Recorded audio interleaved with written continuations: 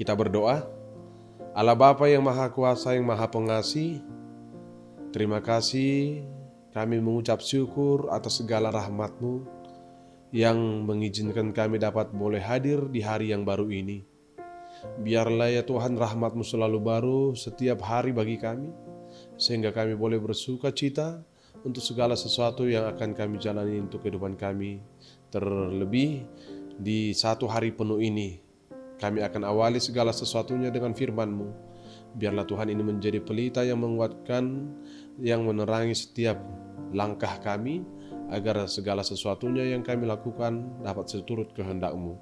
Di dalam nama Yesus Kristus, Tuhan dan Juru Selamat kami berdoa. Amin. Shalom, Bapak Ibu Saudara yang terkasih. Firman Tuhan yang akan menyapa kita pada hari ini diambil dari kitab Yehezkiel pasal yang ke-34 ayat yang ke-23. Saya akan baca dan beginilah firman Tuhan. Aku akan mengangkat satu orang gembala atas mereka yang akan mengembalakannya, yaitu Daud, hambaku. Dia akan menggembalakan mereka dan menjadi gembalanya. Demikian firman Tuhan.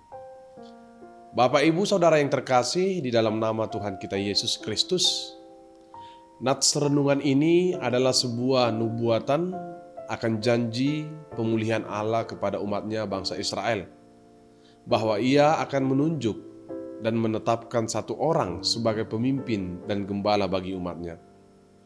Hal ini dikatakan karena kerinduan dan kebutuhan umat yang cukup mendalam akan seorang gembala yang baik untuk memimpin kehidupan jemaat dan umatnya. Yehezkiel pasal yang ke-34 ini adalah sebuah peringatan yang sekaligus juga mengingatkan tentang hukuman dari Allah kepada para gembala dan para pemimpin Israel pada zaman itu, di mana mereka hanya hidup untuk memperkaya diri mereka sendiri, dan para pemimpin dan para gembala Israel pada saat itu juga hanya hidup untuk mementingkan kesenangan dan diri mereka. Mereka tidak melindungi dan tidak lagi memperhatikan kebutuhan umatnya.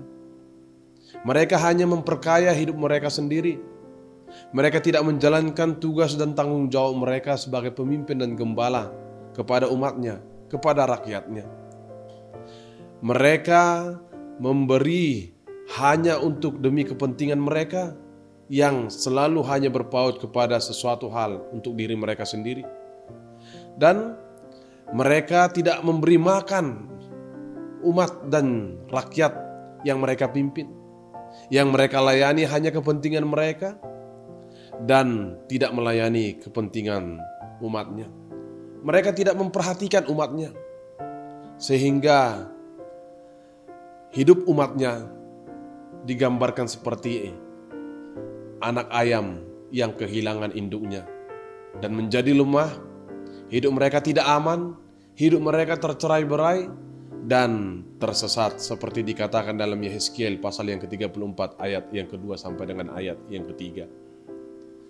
Bapak Ibu Saudara yang terkasih, dalam nats ini iman kita diteguhkan bahwa Tuhan adalah satu-satunya Allah yang setia kepada janjinya. Tak satu pun dari apa yang Dia telah firmankan gagal. Allah sangat peduli kepada kita umatnya.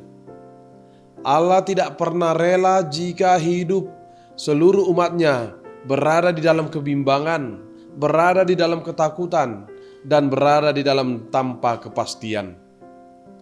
Tuhan menggenapi janjinya untuk menghadirkan seorang gembala atas Israel, seperti dikatakan dalam nats renungan kita pada hari ini.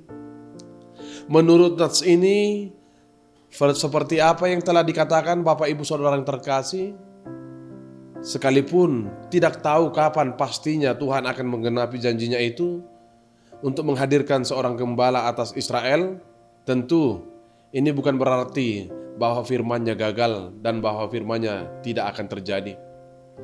Namun oleh firman Tuhan yang telah nyata mengatakan kepada kita bahwa gembala yang baik itu yang dimaksud dalam firman ini adalah Allah itu sendiri. Firman ini menggambarkan Dia yang dijanjikan oleh Allah itu sebagai hamba-Ku Daud yang akan memelihara, melindungi, menjaga, membimbing, merawat, menyembuhkan yang sakit, mencari yang tersesat, dan memberi makan, serta yang akan membawa umatnya kepada rumput yang hijau dan air yang tenang. Allah memperlihatkan dirinya sebagai Allah yang peduli akan kebutuhan umatnya. Allah akan menjadi umat yang sungguh-sungguh dikasihinya ketika Allah berangkat dari kasih karunia-Nya. Dan Allah akan menjadikan umatnya menjadi gembala dan menjadi pemimpin bagi diri mereka sendiri, untuk membuat mereka mampu melihat bahwa Allah tetap ada di tengah-tengah mereka. Allah akan menjadikan umatnya menjadi umat kekasih-Nya, dan Allah akan menjadi gembala yang kekal bagi mereka.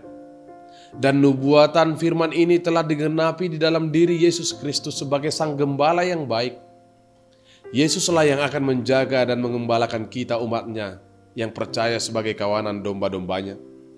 Dia akan menjaga dan Dia akan membela kita umatnya dari serangan ancaman musuh-musuh kita. Dan tongkat-Nya lah di dalam firman-Nya yang nyata, yang berkuasa, yang akan menghibur dan membimbing kehidupan kita kepada jalan kehidupan menurut kehendak-Nya. Oleh karena itu, tetaplah percaya kepada Yesus sebagai gembala yang baik. Dia selalu hadir dalam setiap kehidupan kita agar Dia dapat menopang kita dan memberi jalan keluar atas setiap perkara-perkara dan pergumulan hidup kita. Dia hadir untuk memberi pengharapan. Dia hadir untuk memberi penghiburan dan kepastian yang telah membuat dirinya sendiri menjadi jaminan bagi kita, agar hidup kita tidak jatuh di dalam kesusahan dan kehancuran. Hanya di dalam Tuhanlah kita beroleh hidup yang aman dan tentram. Amin.